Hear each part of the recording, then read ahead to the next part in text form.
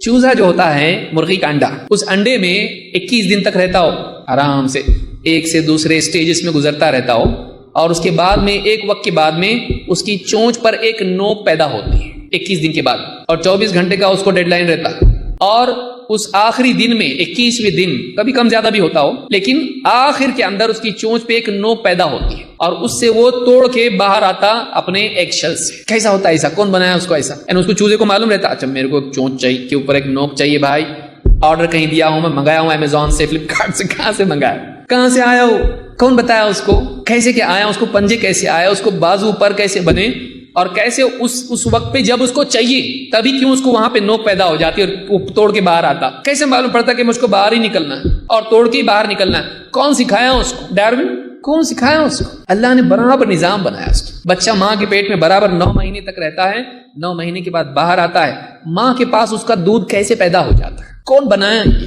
اس کو دودھ پینے کے لیے اگر ماں سینے سے لگا لے، اس کو کون سکھاتا؟ نہیں سکھاتا کوئی اس کو۔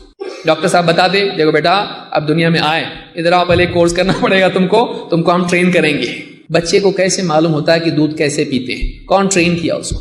آسان کام ہے وہ، آپ کسی روبوٹ کو بنا کے بتاؤ ایسا جو دودھ پی کے بتائے، کر سکتا ہے ایسا؟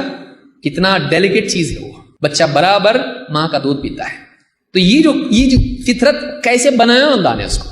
الذی اعطى كل شیء خلقہ ثم هدى، میرا رب وہ ہے جس نے ہر مخلوق کو اس کا مناسب ڈھانچہ دیا، اس کو زندگی میں جیسا جینا ہے وہ ایسا سٹرکچر اس کو دیا، اور ثم هدى، خالی سٹرکچر نہیں دیا، اس کو گائیڈ بھی کیا، پرندوں کو اڑنا سکھایا، اور اسی طرح سے مچھلیوں کو تیرنا سکھایا، اور انسان کو دنیا میں جینا سکھایا۔ تو یہ اللہ کے وجود کی اتنا زیادہ اس پر بولا جا سکتا ہے کہ اس کی کوئی حد نہیں ہے۔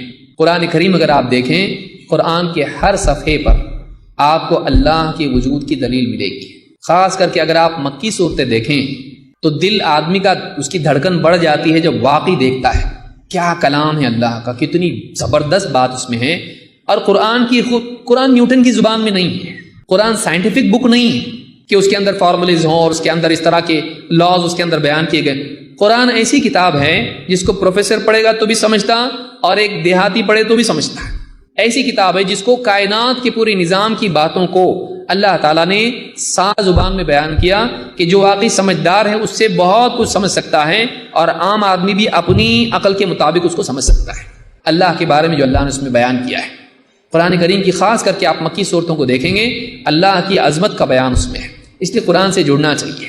اور آخر میں ہم یہی نتیجے پہ پہنچتے ہیں کہ مخلوق، دیکھیے ایک مخلوق کا وجود خود خالق کی دلیل ہے، کائنات کا نظام، سسٹم کا ہونا کائنات میں، یہ خود اللہ کی اور اس کائنات کے نظام کے چلانے والے کی دلیل ہے۔ اس سسٹم کا انسان کے لیے بینیفیشل ہونا، مفید ہونا، یہ اس کی علامت ہے۔ بارش کا سسٹم ہمارے لیے اچھا کیوں ہے، برا کیوں نہیں؟ ہمارے فائدے کے لیے کیوں ہے؟ ہمارے قابو میں ہے وہ نہیں ہے، لیکن پھر ہمارے لیے فائدہ مند کیوں ہے؟ اس سے پانی ملتا ہم کو، اناج اگتا اس میں، یہ سارا سسٹم ہمارے لیے فائدہ مند کیوں ہے؟ اس کا ہمارے لیے بینیفیشل ہونا یہ بتاتا کہ کسی نے اس کو ایسا سیٹ کیا ہے۔